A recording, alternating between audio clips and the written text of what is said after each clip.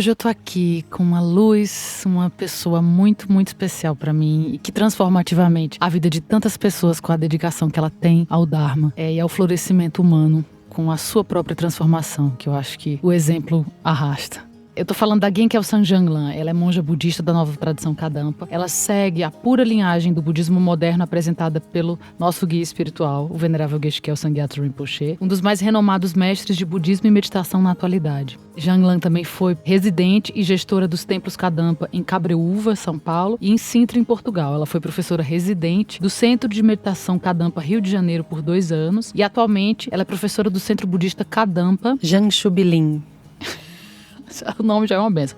Em Taubaté, São Paulo. Sua experiência prévia aconteceu nas áreas de psicologia, gestão empresarial e inglês para negócios, o que faz com que seus ensinamentos sejam muito práticos e fáceis de aplicar na vida diária. Genjanlan é simpática, tem uma energia cativante e nos mostra um exemplo de vida muito, muito inspirador. Eu sou prova viva disso. Eu, além de ser aluna, amiga, sou entusiasta da força viva com que ela apresenta o Dharma, da preciosidade, da retidão, da sua prática e do amor com que ela se dedica a transmitir os ensinamentos de Buda. Seja muito bem-vinda. Foi uma apresentação bem longa, mas bem digna. Muito obrigada, muito obrigada. Olá para os nossos ouvintes, muito obrigada pela atenção de vocês, por dedicar esse tempo para ouvir o nosso podcast. Muito obrigada pelo convite. Eu estou muito feliz de estar aqui. Eu espero que a nossa conversa leve alguns insights para as pessoas e possa ajudá-las a transformarem suas vidas. Vamos lá. Vamos lá. Eu estou com um prazer imenso também de te receber aqui. Minha também amiga e inspiração. Eu tô muito feliz da gente bater esse papo, principalmente porque é sobre um tema que eu acho que é tão importante para todo mundo, né? Que é sobre a felicidade. Acho que todos nós estamos buscando a felicidade, né? E os ensinamentos de Buda refletem muito sobre isso, sobre onde buscar a felicidade, né? A verdadeira fonte. Exatamente. Então eu vou começar nosso papo com um artigo que você me mandou, que eu amei, sobre um livro que chama Happycracia, do professor Edgar Cabanas, um professor da Universidade de Madrid, né? Ele faz uma crítica feroz à felicidade individual nesse livro, né? Porque para ele, a promessa de que a felicidade depende de nós, ela é atraente, mas ela termina sendo míope e problemática. Ele fala que assim, não é de hoje que a felicidade é um desejo tão valioso, mas seus parâmetros mudaram e passaram a orbitar em torno do eu. Então, para hospedar essa felicidade dentro de si, há toda uma indústria de produtos sem fim, há toda uma mirada neoliberal que sustenta que, se eu quiser sozinha eu posso ser feliz. Mas, como o próprio Edgar Cabanas fala, essa visão autocentrada, ela termina gerando sofrimento, né? Eu adoro quando ele fala assim que ela é míope e problemática. Sim.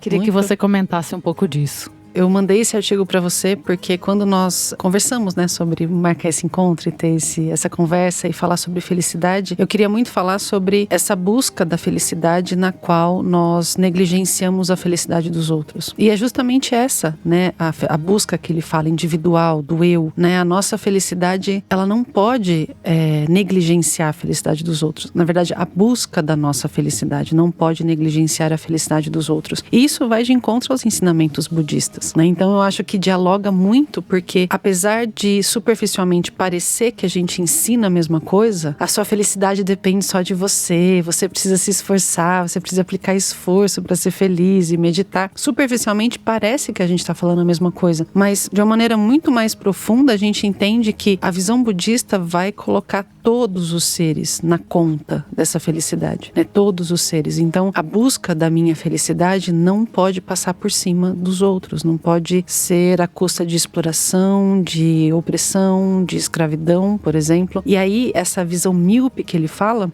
quando eu li o artigo, eu pensei, tem um erro que acontece antes, um equívoco cognitivo que acontece antes, que é acreditar que a felicidade está no conhecimento de coisas materiais. No conhecimento do mundo. A gente acredita que se eu tiver um diploma, se eu tiver um PhD... Eu vou ser feliz quando, Eu vou ser feliz quando eu tiver aquela pessoa, quando eu tiver aquela oportunidade, quando eu tiver... Exatamente. Esse equívoco cognitivo, que é o que Buda nos ensina, Falar, olha, a sua felicidade não depende das condições exteriores. Esse equívoco cognitivo faz com que a gente devote a nossa vida inteira para buscar, quando eu tiver isso, quando eu tiver aquilo, quando eu for assim... reorganizar as condições externas. armas. Exatamente. E isso acaba produzindo sofrimento, porque a gente acaba passando por cima das outras pessoas.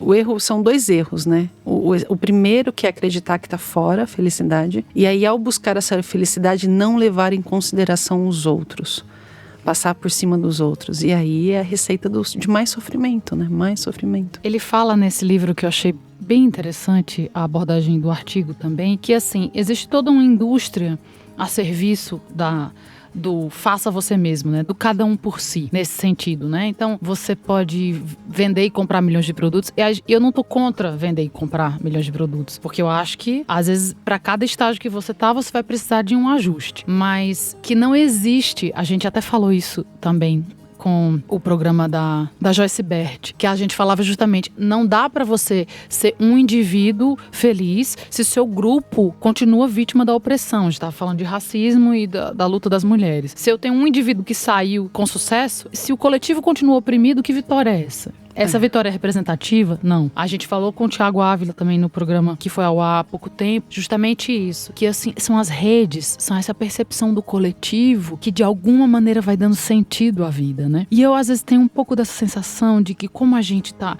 em caixas, dentro de telas, dentro de apartamentos, distanciado, sabe? Cada um no seu quadrado, cada vez mais individual. Você senta num jantar de família, tá cada um no seu celular, ouvindo sua música. A tecnologia, que é uma potência de vida maravilhosa, estamos aqui por causa dela também vai nos colocando em caixas cada vez mais distanciadas nos próprios espaços físicos. Então vai produzindo como se uma espécie de cegueira, sabe? Para o outro, para a realidade do outro. E aí fica fácil, até como o artigo menciona, a gente achar que 600 e tantos mil mortos não aconteceu nada, que tá tudo bem, que enquanto a economia tá girando, isso não importa, essas vidas, né, não foram perdidas. Faz com que a gente perca a noção do quanto, se o outro não está bem, como é que eu vou estar bem, né? Assim, então eu vou me cercar no meu condomínio fechado e permitir que todo mundo tenha armas, mas aí a desigualdade social continua a mesma e eu continuo vivendo a violência na cidade. Então, essa perspectiva do coletivo, ela é muito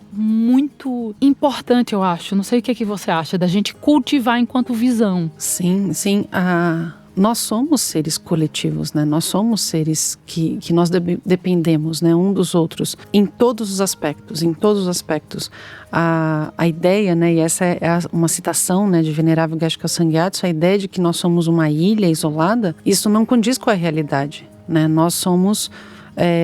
E é interessante porque se a gente pega a nossa educação, pelo menos a educação que eu tive, essa ideia de que você tem que se tornar independente, dona do seu próprio nariz, né? Você tem que crescer e ser uma boa profissional e ter seu dinheiro, se tornar independente, pagar suas contas. E a gente tem essa ideia dessa individualização, né? A gente cresce formando essa nosso senso de individualidade e vai se tornando cada vez mais cego para o fato de que, na verdade, nós só conseguimos crescer e ter um emprego e ter uma profissão porque alguém nos alimentou, alguém nos vestiu, alguém nos ensinou a profissão que nós sabemos, alguém comprou o nosso serviço para a gente poder vender. Nós estamos presos numa rede de bondade e a gente não vê essa rede, né? A gente vai ficando míope, a gente vai ficando, né, a gente cai nesse ponto cego que você fala e a gente não vê o quanto nós dependemos um dos outros afetivamente, emocionalmente, psicologicamente, economicamente, de todas as maneiras, né? A pandemia veio mostrar, escancarar algumas verdades, assim, que a gente não estava prestando atenção, né? E uma que eu percebi muito, assim, foi o quanto a gente depende de contato, né? De toque, de abraço. E na pandemia ninguém pode se encostar, todo mundo fechado na sua casa. O quanto a gente ficou doente por falta de um abraço, simplesmente porque a gente não podia abraçar alguém, né? Total. E aí a gente se acha realmente tão independente, dono do nariz, né? Sendo que a nossa estabilidade emocional depende do outro, né? Depende de estar em contato com o outro. Então nós somos seres coletivos, e perder esse senso de comunidade é o que faz com que a gente adoeça, né, como uma sociedade, né? Eu ouvi o podcast com o Thiago Ávila e é fantástico essa visão que ele traz das comunidades indígenas, né, e quilombolas, do quanto eles têm essa visão e a gente precisa reaprender isso, né? Porque a gente perdeu na cidade isso.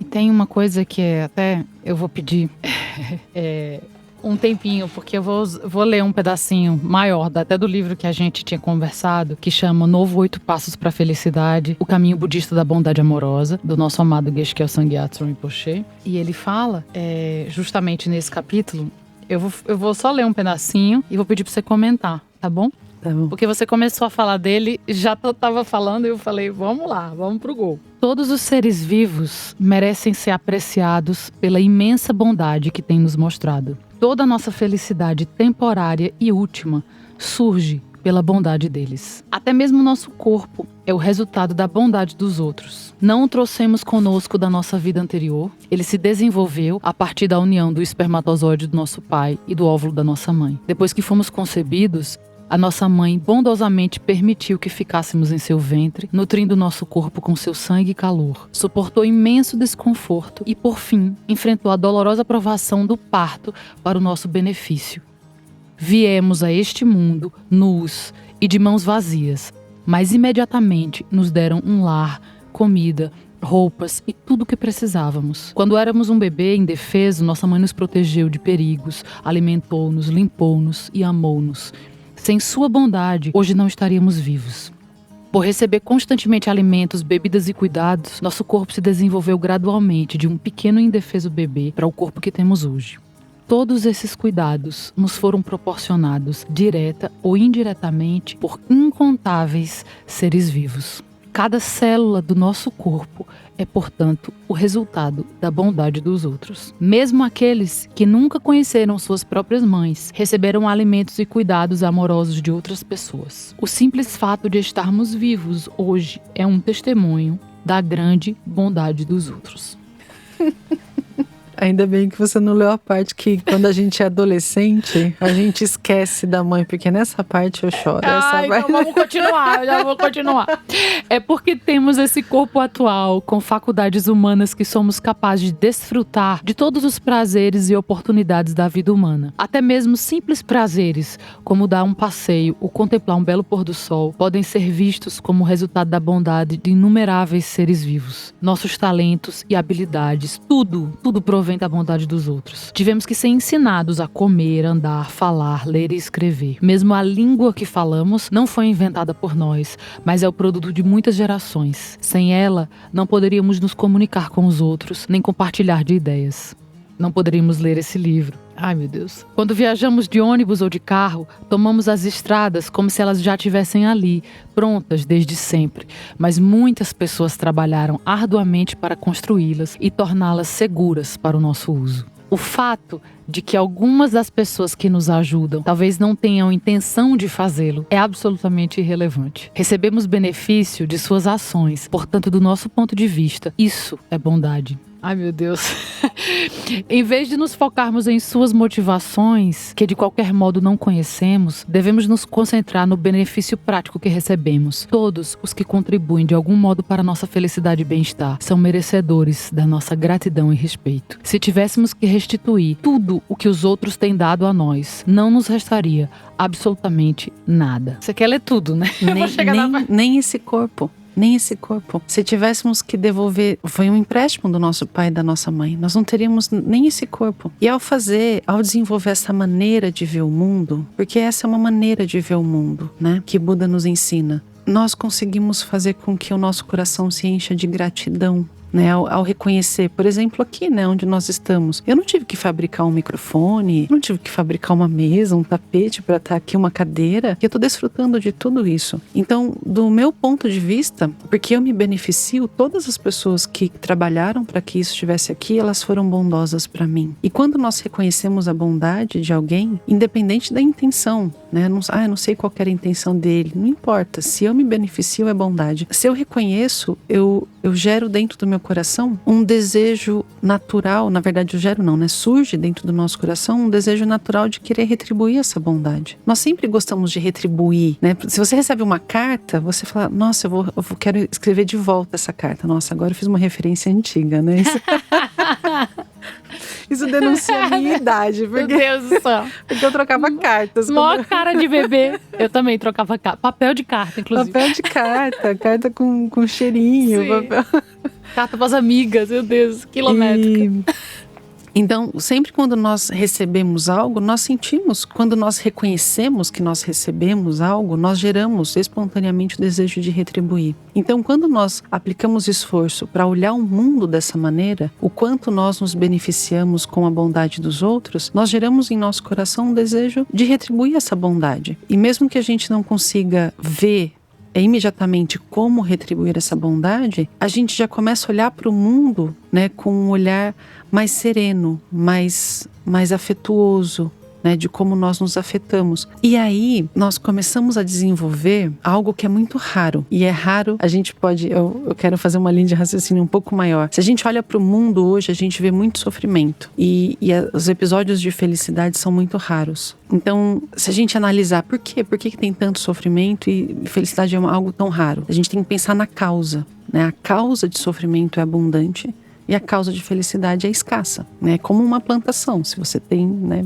muito pepino e abacaxi surgindo, é porque você plantou muito pepino e abacaxi. Mas eu não quero falar da lei do karma para não cair num determinismo e a gente, né, tem uma interpretação equivocada. Eu quero falar sobre causa. A causa está escassa, a causa de felicidade está escassa, a causa de sofrimento está abundante. E a causa de felicidade é paz mental. A causa de felicidade é paz mental. E a causa de paz mental é virtude. Virtude produz felicidade. Não virtude produz sofrimento. Então, se nós olhamos para o mundo reconhecendo essa bondade, surge no nosso coração gratidão. E gratidão é uma forma de virtude. A gratidão, a paciência, o amor, a compaixão, a generosidade são virtudes. Então, se nós produzirmos virtude dentro da nossa mente, do nosso coração, né? Nossa mente, para nós budistas, reside no nosso coração espiritual, né? No centro do nosso peito. Se nós produzirmos virtude no nosso coração, nós vamos experienciar paz e vamos experienciar felicidade. Ao passo que,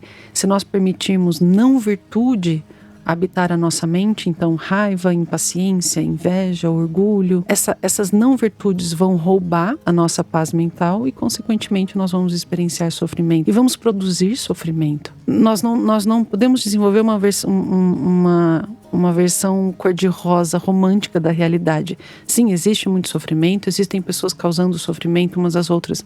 Mas por quê? Porque elas estão felizes? Porque elas estão em paz? Então, se você olha para uma pessoa causando sofrimento a outra pessoa, oprimindo, matando, batendo, né? E a gente tem exemplos, todo dia a gente abre as notícias e a gente tem exemplos absurdos, né? Absurdos de maldade, e você fala, como que isso é possível? Bom, se você olhar dentro do coração dessa pessoa, a única coisa que tem lá dentro para ela oferecer para o mundo é sofrimento. Ela não está em paz, ela não está feliz. A causa de sofrimento é abundante e a causa de felicidade é escassa. Então, ao olhar para o mundo, ao escolher voluntariamente, é uma ação mesmo voluntária do nosso lado, olhar para o mundo vendo a bondade das pessoas, de como nós nos beneficiamos, faz surgir dentro do nosso coração virtude. E aí a gente começa a produzir as causas de felicidade no mundo. Porque se a nossa mente se enche de virtude, a nossa fala se torna virtuosa e nossas ações se tornam virtuosas. Se a nossa mente se enche de bondade, a nossa fala se torna bondosa, nossas ações se tornam bondosas. Então o trabalho tem que acontecer dentro da mente. Dentro da mente. E aí a gente vai conseguir ser feliz. É claro que a gente vai conseguir. Eu falo assim, olha, se eu não acreditasse que a felicidade é possível a partir da meditação, do treino da mente, eu não teria largado tudo que eu larguei para fazer o que eu faço hoje. Eu estaria ainda com business English, consultoria em empresas, porque eu vivi esse mundo. Isso era uma pergunta que eu tinha para você, que hoje você é uma monja, tem uma vida dedicada, né, ao florescimento humano. Mas como foi essa passagem para você, da Valéria, eu nem sei se eu podia falar isso, para quem que é o Sanjanlan? Eu tava nesse mundo, né, de ganhar dinheiro e trabalhar. Eu trabalhava com gestão de pessoas. Desculpa, Genkel Sanjanlan é um nome de batismo tibetano, é da tradição budista a qual a gente pertence e significa... Genkel Sanjanlan significa afortunada no caminho à iluminação. Tá, meu bem. Dorme com essa, Brasil. E Jiangsu Bilin, que é o centro onde eu sou professora, significa local de iluminação. Em Indaiatuba, é isso? É Taubaté. Taubaté, meu Deus, o que eu confundi? Taubaté. É Taubaté. Que eu tenho um amor também em Indaiatuba, minha monja de Indaiatuba. Sim, a Chogyap. A Chogyap tá lá. Sim. E assim, eu tava nesse mundo, né? Eu fui trabalhar com consultoria eu fiz MBA em gestão de pessoas, eu trabalhava com business English. Eu treinava as pessoas para elas, né, falarem melhor em público e apresentar um currículo perfeito e mudar de profissão ou mudar de carreira. E eu tava ganhando muito dinheiro pra minha idade, pro meu trabalho, pro que eu tava fazendo. Eu tava ganhando muito dinheiro e a felicidade não comparecia. E eu tava assim, eu tinha preenchido a lista da felicidade, né? Eu tinha um marido, eu tinha uma casa, eu tinha um cachorro, o gato, o carro, a profissão, o dinheiro, e eu não tava feliz. A felicidade não comparecia. Eu falava, tem alguma coisa errada aqui, porque eu fiz tudo o que ensinam pra gente que a gente tem que fazer. E aí, como eu sou uma pessoa muito racional e matemática, eu gosto muito da área de exatas, apesar de eu ter feito psicologia, eu queria só entender a mente mesmo, assim, porque eu gosto muito da área de física. E eu pensei assim, deve ser porque eu não uso muito o meu lado direito do cérebro. Eu tinha aquela ideia que já tá ultrapassada também, né, de lado direito e esquerdo do cérebro. E eu pensei, eu preciso fazer uma coisa mais artística pra ver se equilibra os dois lados do cérebro, porque eu sou muito racional, E aí eu fui procurar coisas alternativas para fazer. Eu fui procurar dança circular sagrada, jardinagem vertical, yoga. Eu fui procurar coisas alternativas, porque eu não estava feliz ganhando dinheiro. Uhum. Com a receita pronta, com que todo mundo tinha te vendido. Exatamente. De felicidade. E aí, numa escola de yoga, eu vi um panfleto, Meditação e Budismo Moderno em Jundiaí, que é a minha cidade natal. E eu falei, meditação também. Coloquei o panfleto na bolsa, um dia eu vou. 6 meses depois, eu fui procurar a meditação Kadampa. E quando eu fiz a meditação, eu entendi o que eu estava procurando. Porque eu queria controlar a minha mente. O que eu queria era controlar a minha mente. A meditação é essa ferramenta. Não ser arrastada pelas emoções, não ser arrastada por aquele sofrimento que surge quando a gente é totalmente dominado pelas emoções. Nós somos escravos da nossa mente. A gente faz tudo o que a mente quer. A gente não tem controle. E porque nós temos aquele, né, o que eu falei no início, o equívoco cognitivo de acreditar que a felicidade está fora, então a mente fica, não, eu preciso ter um carro. Aí você batalha para ter um carro. Aí tudo dá certo, você fica feliz. Tudo dá errado, você fica triste. E é uma montanha-russa de sentimentos e emoções. E aí eu comecei a meditar, comecei a experienciar uma paz mental que eu nunca tinha sentido na minha vida. Nunca. E eu comecei a acessar estados mentais serenos, pacíficos. E eu fiquei passada, eu fiquei assim, perplexa. Eu fiquei, como é possível isso? Sem uso de nenhuma substância, sem... Amor, meditação é drogas divinas, que ela não posso nem falar isso. Não, eu queria fazer uma camiseta escrita drogas, parei, agora eu sou budista. Mas é isso aqui. São estados que acho que, como o Buda chama aqui, tudo que a gente chama de felicidade é sofrimento que muda, né? De repente, tô com fome, eu como demais, passo mal, eu quero sei lá, sexo, faço sexo demais, posso ficar doente, eu quero alguma coisa demais, na hora, o sofrimento muda, aquilo varia e a gente acha e a mente gira. E vira sofrimento. Vira sofrimento. Nada é confiável. Nenhuma fonte de felicidade exterior é confiável. Ela se transforma em sofrimento. E aí eu encontrei uma fonte de felicidade que é a minha mente pacífica. Quem foi a primeira pessoa que te apresentou o Dharma? Foi a Gentimi. É uma monja de Jundiaí. A Gentimi. E aí eu tive esse insight, assim. Eu estudava muito também filosofia, existencialismo, por conta da psicologia. Eu gostava da fenomenologia existencial, ou existencialismo fenomenológico. Nunca lembro qual que é o substantivo, adjetivo. E aí, Sartre, Kierkegaard, né, uns filósofos existenciais. E eu lembro de uma frase, agora eu não lembro de quem é, faz muito tempo. Não lembro nem se é Kant, também não lembro. Que falava, escolhendo a si, escolhemos o homem. Escolhendo a si, escolhemos o homem. Quando nós escolhemos quem nós somos, nós determinamos a humanidade. E aí eu lembro de fazer essa reflexão e pensar assim, se eu continuar sendo uma professora de inglês, eu vou beneficiar pessoas que queiram aprender inglês. É claro, nós precisamos aprender a falar inglês, Buda não fala que a gente tem que parar de cuidar do mundo exterior. De maneira alguma, a gente tem que cuidar do mundo exterior. Só que a gente também precisa cuidar do mundo interior. Eu fiquei pensando nisso. Se eu continuar dando aula de inglês, eu vou beneficiar pessoas que querem aprender inglês. Se eu continuar dando consultoria consultoria em empresas, eu vou beneficiar as empresas. Mas se eu me tornar uma professora que ensina a desenvolver paz mental, eu vou beneficiar as pessoas que queiram aprender a desenvolver paz mental. E eu falei, é isso, não tem... Não tem algo mais significativo, porque com paz mental você pode ser feliz falando ou não inglês, você pode ser feliz com ou sem emprego, você pode ser feliz com ou sem um carro, com ou sem um relacionamento, alto ou baixo. Então, com paz mental, nós conseguimos desfrutar das condições exteriores quando elas estão boas e conseguimos nos manter estáveis quando elas estão ruins, porque as condições exteriores sempre vão mudar, né? Impermanência é uma lei natural, né, impermanência. Então as coisas sempre vão mudar. E aprendendo a desenvolver paz mental, a gente consegue passar, né, pelos tumultos da vida e se tornar uma pessoa capaz de ajudar os outros também dessa maneira. Então, quando eu tive esse insight de falar assim, é isso, as pessoas precisam descobrir que existe um método para desenvolver paz mental. Eu falei, então é isso que eu quero fazer agora. Né? E essa decisão foi em 2011. Eu conheci o budismo em 2010, eu tomei a decisão em 2011 dentro do meu coração, mas eu só me tornei monja em 2015, porque eu tinha um relacionamento, que eu tinha que me desvencilhar desse relacionamento e foi um tempo assim pra gente conseguir trabalhar, porque a gente se gostava, a gente não terminou por nenhum problema, né? Era porque eu queria ser monja mesmo. E eu estava lá no ano que você se ordenou, eu sou tão feliz por isso que eu fico feliz de ter gerado causas. De ver esse momento tão lindo. E apesar de que, assim, acho que é super importante falar que a prática da meditação e a própria prática do Dharma é um caminho interior, né? Algumas pessoas exteriorizam esse caminho e outras pessoas vivem da maneira como a sua vida...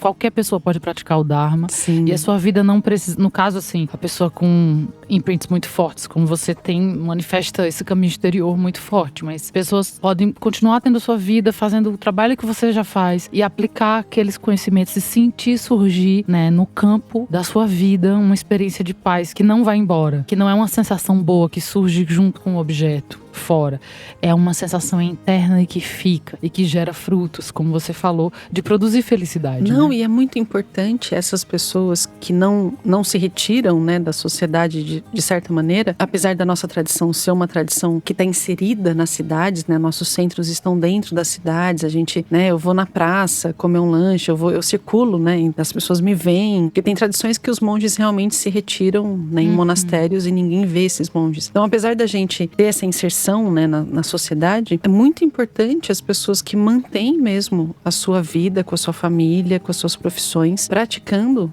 né, os ensinamentos de Buda e praticando meditação, para elas se tornarem um exemplo, né? E então você tem o seu trabalho e daí você é o único no trabalho que consegue não se estressar com aquele chefe. Por quê? Porque eu medito. Você está lá na escola e você é a única professora que consegue controlar a sua sala de aula. Por quê? Porque eu medito. Eu tenho vários alunos assim, que são esses exemplos assim, práticos mesmo, de professores que controlam suas salas porque apreciam seus alunos, porque fazem meditação respiratória. Então essas pessoas praticam, né, meditam e levam esse benefício para a sociedade de uma maneira, como um exemplo, de uma maneira prática. Isso vai tocando o coração das pessoas, né? Eu tomei a decisão de realmente, né, me dedicar exclusivamente para isso, por marcas mesmo, né? Quando você falou os imprints, né? Quando eu vi monges, eu falei, nossa, é isso que eu quero para minha vida. Eu quero vestir essa roupa, eu quero eu quero raspar o cabelo, eu quero ficar assim, eu quero ser desse jeito. Mas a maioria são as pessoas que mantêm, né, suas famílias, seus empregos e vão transformando gradualmente suas mentes e se tornando bons exemplos de pessoas que conseguem manter uma mente serena, construtiva, benéfica, diante das dificuldades que o mundo sempre vai apresentar. Né? Enquanto, assim, eu falo, eu sou uma pessoa muito otimista. E eu só tenho esse otimismo porque eu realmente acredito. A minha mente se transformou com a meditação, então se todos os seres treinarem suas mentes e experienciar a paz mental, a gente vai ter a paz mundial. A paz mundial, ela é só o reflexo da mente das pessoas. Então, se todos experienciarem paz mental, a paz mundial acontece. Com certeza. E num tempo de guerra, né? Até estava conversando com uma pessoa esses dias e a gente falava, mas essa guerra, ela falava assim, mas qual é a contribuição que a gente pode dar para essa guerra se ela está acontecendo lá na Rússia? E falei, cara, quantas guerras internas a gente tem? Quantos territórios do outro a gente invade? Quantas negações a gente tem a respeito de coisas que são nossas, a gente não quer resolver, mas a gente vai botando embaixo do tapete até uma hora em que a gente lida com aquilo da pior maneira, aquilo explode. E a gente joga uma bomba. E a gente joga uma bomba no outro, na gente mesmo e, enfim. Eu acho que a gente pode resolver das nossas pequenas guerras, é um jeito da gente ajudar essa guerra manifestada lá fora a se dissolver, dissolvendo esses nós que a gente tem, né? Nessa relação de espelho que existe mesmo entre a nossa mente e a nossa realidade. Eu queria, no tema que a gente estava trazendo de felicidade, fazer um recorte para dentro de como a meditação vê isso, né? Porque é isso. A sensação que eu tenho é que o exercício da meditação, ele amplia a tua visão. Ele vai ampliando a sua visão do que é realmente a vida, né? Por isso que acho que a própria visão da felicidade também é mais ampla, né? Porque, peraí, não é só cuidar de mim, o mundo que se acabe, enquanto eu tô viva e as pessoas estão morrendo. Como é que eu posso ser feliz enquanto milhões de pessoas estão morrendo nas ruas de São Paulo, passando fome e frio? Mas acho que vai para além disso, porque o exercício da felicidade, pelo menos como eu percebo, no budismo, ele vai alcançando todos os seres, assim, ele vai ampliando para esse exercício que é a compaixão, né? Que não tá só ligado à minha felicidade, o que eu acho que é super importante, quem não tá feliz também não tem. Eu acho que a gente tem que se trabalhar, a gente tem que fazer terapia, a gente tem que usar o que quer que aconteça pra gente evoluir, mas que não existe uma felicidade real que não inclua os outros. E nesse lugar eu queria te perguntar, como é que a compaixão pode ser um caminho para essa felicidade que Buda propõe? A compaixão, na verdade, ela é o único caminho. Alô, adoro! É a única resposta adequada a qualquer sofrimento que a gente encontra. É a compaixão. Por exemplo, a gente pega... É muito triste falar isso, mas eu vi uma notícia de moradores de um bairro aqui de São Paulo que tomaram de volta os cobertores dos moradores de rua e queimaram esses cobertores porque eles não queriam que os moradores ficassem no bairro deles. E aí, qual é a mente, né? Qual é a mente que a gente tem que desenvolver nessa situação? Porque sentir raiva dessas pessoas que roubaram os cobertores e queimaram os cobertores só faz com que a causa de sofrimento no mundo aumente. Porque a mente de raiva é uma causa de sofrimento. Então não é uma resposta adequada, não é matemático, não é lógico a gente pensar que sentir raiva vai diminuir o sofrimento no mundo. Então o que eu tenho que sentir quando eu vejo uma situação como essa? É compaixão? É compaixão pelos dois, é compaixão por quem tá na rua e compaixão por quem tá fazendo essa ação, essa atrocidade, né? Roubar o cobertor e queimar o cobertor de quem tá na rua. Essa pessoa, para ela ser capaz de fazer isso, humanamente ela já morreu, né? Como você é capaz de fazer isso contra o ser humano? É um animal, é uma mente animal. Então, a compaixão é a única resposta também para essa pessoa. Desculpa, porque muita gente quando escuta a palavra compaixão associa a pena a uma palavra...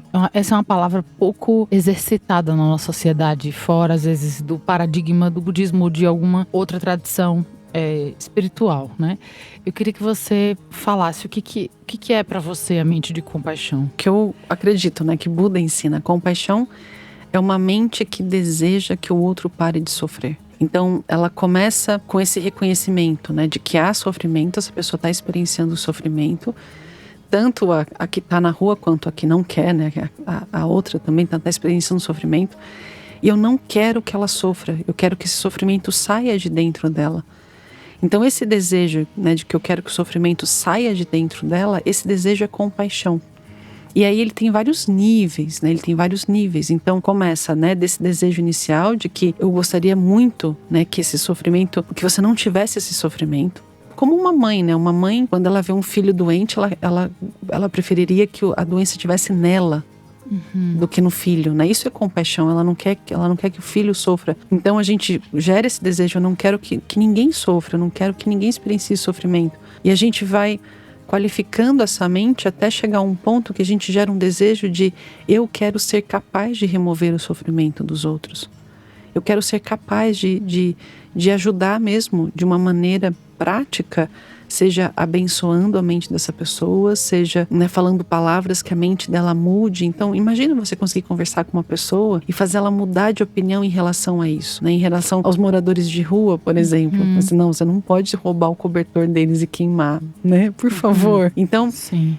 ter um poder na sua fala, né, no seu olhar, que você faça com que as pessoas mudem a mente delas. É, né, uma compaixão jamais elaborada, mas eu vou dar um tempinho na compaixão aqui, pedir pra gente recuar um pouco e perguntar pra você se o autocentramento é um veneno mental que faz com que a pessoa haja desse jeito e se a compaixão é um remédio pra esclarecer a visão dessa pessoa, pra furar a bolha. Sim. E abrir essa visão, né? Então, a pessoa às vezes age assim, achando que ela vai produzir, entre aspas, felicidade, mas ela vai se proteger de alguma coisa, de algum suposto mal, mas que na verdade é essa mente de autocentramento que faz com que ela haja daquele jeito. Eu queria que você falasse como a gente começou a nossa conversa falando da pesquisa do professor madrilenho, que você tão lindamente trouxe, que eu adorei, sobre essa felicidade autocentrada e essa felicidade que é de fato uma conquista da paz mental, um lugar mais estável. Eu vou falar sobre isso usando uma citação do Shantideva, que é um mestre. Tá, meu bem. Arrasa, o Shantideva.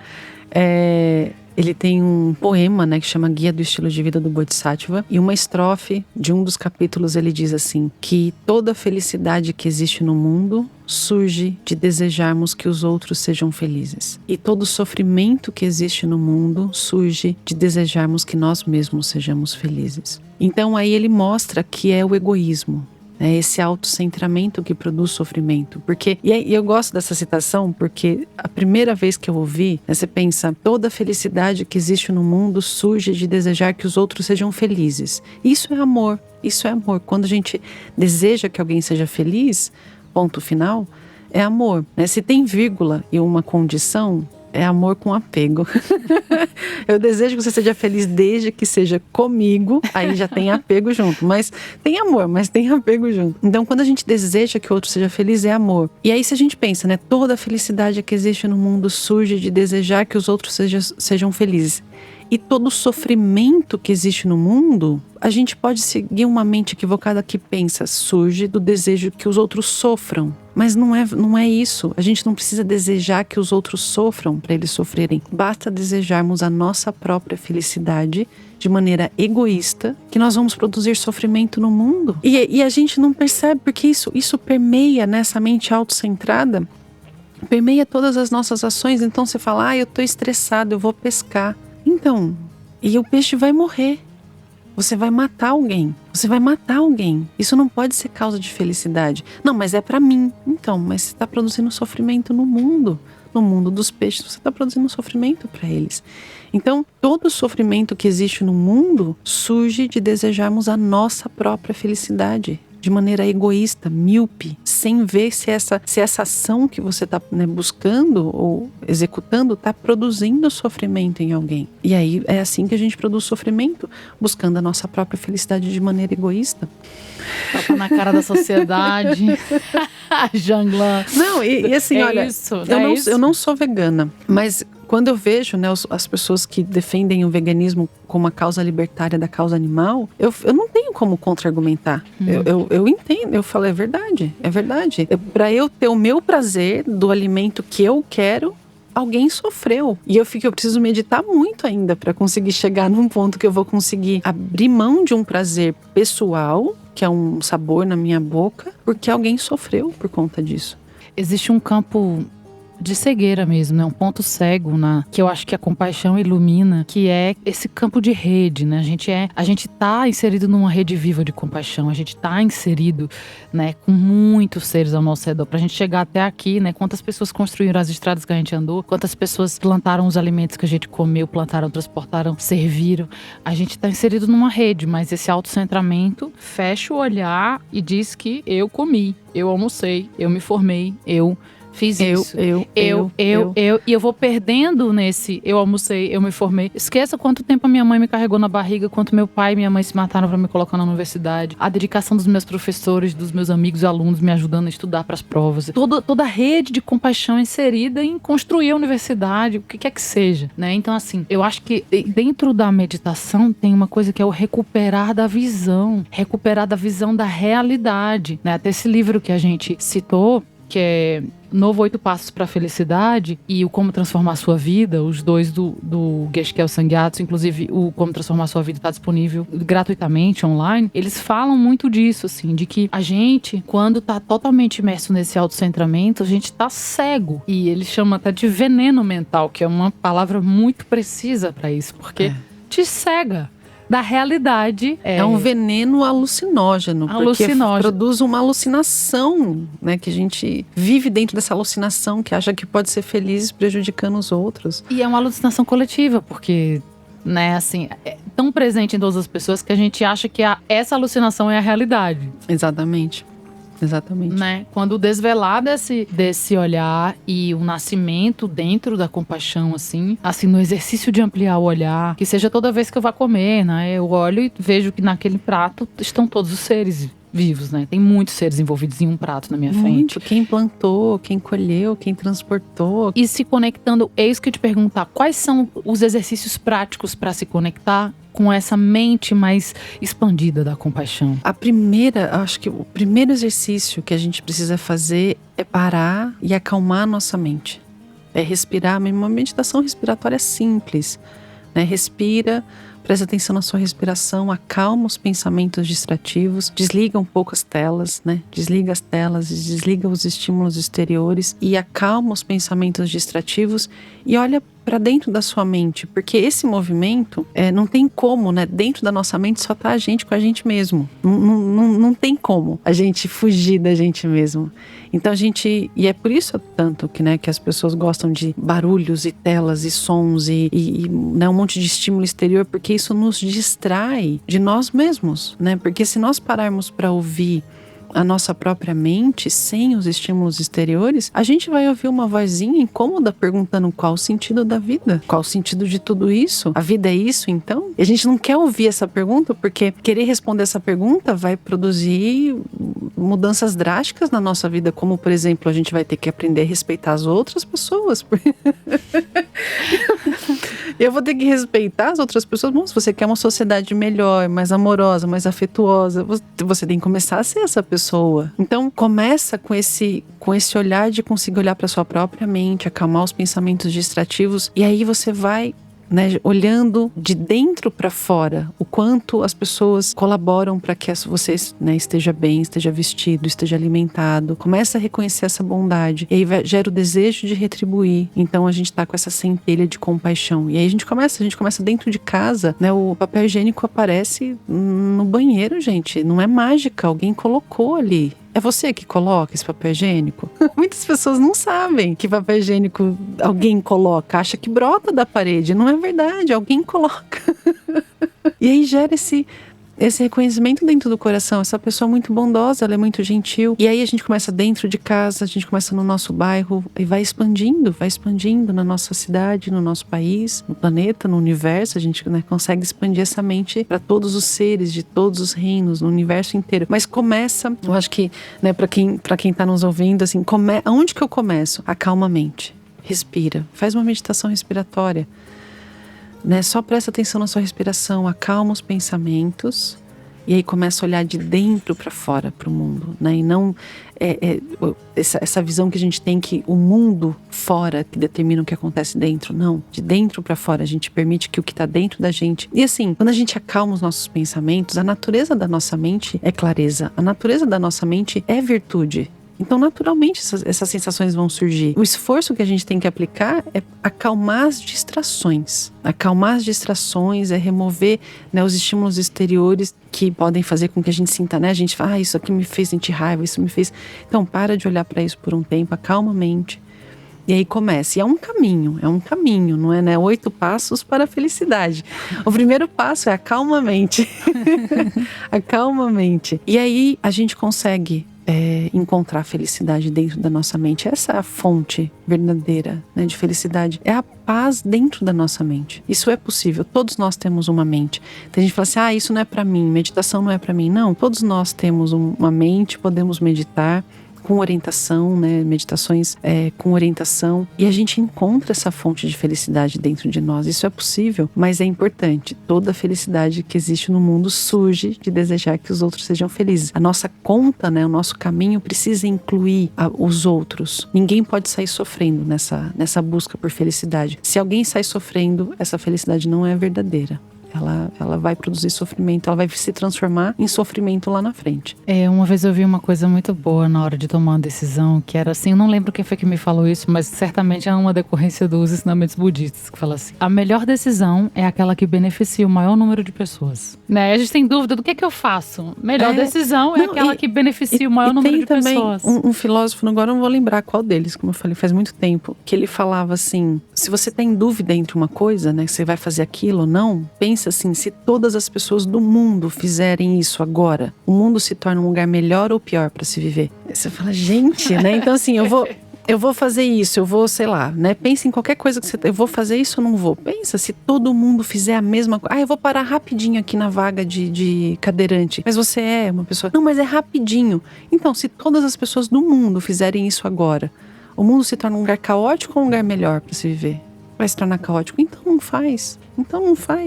Tô tão feliz, Janlan, que você tá aqui. Quero, infelizmente, concluir aqui a nossa conversa, que a gente já tá mas com aquele nosso parágrafo, nosso queridinho, nosso popstar. O que tava na nossa sintonia. O parágrafo que eu vou compartilhar para as pessoas. A gente tinha falado dessa conversa e ela tinha me comentado esse livro. E aí eu fiquei lendo desde que a gente conversou lá no templo lindo em Cabreúva, e aí eu fiquei com esse parágrafo na minha mente. Aí ontem à noite eu tinha grifado ele para ser o parágrafo da conversa e ela me manda uma foto sem saber que eu tinha escolhido esse parágrafo. Então falei, esse é o parágrafo. É ele que eu quero falar amanhã. É ele. Então vamos terminar com ele pra gente se despedir. É daquele mesmo livro que a gente tava lendo, né? 8 Passos pra Felicidade, do Geshe-Kyel Sangyatso. Ele fala: em resumo, precisamos dos outros para o nosso bem-estar físico, emocional e espiritual. Sem os outros, não somos nada. Nossa impressão de que somos uma ilha, um indivíduo autossuficiente e independente, não possui relação alguma com a realidade. É mais próximo da realidade nos imaginarmos como uma célula no vasto corpo da vida, distintos, porém intimamente ligados a todos os seres vivos. Não podemos existir sem os outros, e eles, por sua vez, são afetados por tudo o que fazemos. A ideia de que é possível garantir nosso próprio bem-estar enquanto negligenciamos o bem-estar dos outros, ou até mesmo à custa deles, é completamente irrealista. Distintos, porém intimamente relacionados. Eu adoro essa parte, porque muitas pessoas têm medo, achando que, mas daí eu vou deixar de ser eu, né, e minha individualidade. Não, nós somos como células no vasto organismo da vida, distintos, porém intimamente relacionados. Eu adoro essa frase. E esse parágrafo é demais, né? É demais. Podia morar nele pra sempre. Queria, né? Exatamente. Ai, meu amor, muito obrigada, viu? Eu que agradeço de coração. Espero que tenha levado, né, nossa conversa tenha levado as pessoas uma visão prática. É possível ser feliz, né? Precisa considerar os outros, é possível sentir paz mental, há um caminho, não precisa virar monja para isso. Você é o exemplo, Não, você pode ser atriz, você pode ser cantora, escritora, o que mais? Não, eu acho que a maravilha de um caminho verdadeiro é que ele acolhe todas as pessoas em todos os lugares. Como a gente falou, é um caminho interior, né? Sim. E a gente manifesta exteriormente coisas que a singularidade de cada um, mas interiormente a gente tá trilhando um caminho. Eu fico muito feliz que o meu caminho interior e exterior tenha cruzado com o seu. Nossos caminhos. Eu amo as nossas conversas sempre. Você sempre me faz pensar e evoluir e sonhar uma vida mais pacífica. E eu te acho uma pessoa linda e que mais pessoas conheçam a sua mensagem, conheçam o seu centro. Me fala novamente o lugar, a cidade, o endereço. Porque o Rio de Janeiro, já te vi em tantos lugares diferentes. Buda se manifesta em muitas frentes. Agora eu tô no Vale do Paraíba. Taubaté é uma cidade do Vale do Paraíba. No interior de São Paulo. Interior de São Paulo, né? É sentido Rio, né? Sentido Rio. E então São José dos Campos, Taubaté, também sou responsável por Ubatuba, Litoral Norte também. Então assim, todo o Vale do Paraíba eu tô cuidando dessa região agora. E é só procurar Meditar em Taubaté na internet, vocês vão encontrar. Meditar em Taubaté. vão encontrar as atividades, nosso centro. Então todos bem-vindos, bem-vindas para conhecer, meditar, seja no litoral, em Ubatuba, meditar na praia, vamos meditar na praia. No Vale, quem sabe Serra da Mantiqueira também, em breve a gente não suba a serra. Amor, com a paz mental a gente vai para todos os lugares. Exatamente. Agradeço mais uma vez o seu convite, o espaço, a conversa maravilhosa que Eu a gente agradeço teve. você, Buda maravilhosa. Agradeço você por manifestar a sabedoria do fundo do coração. Muito honrada. Muito obrigada.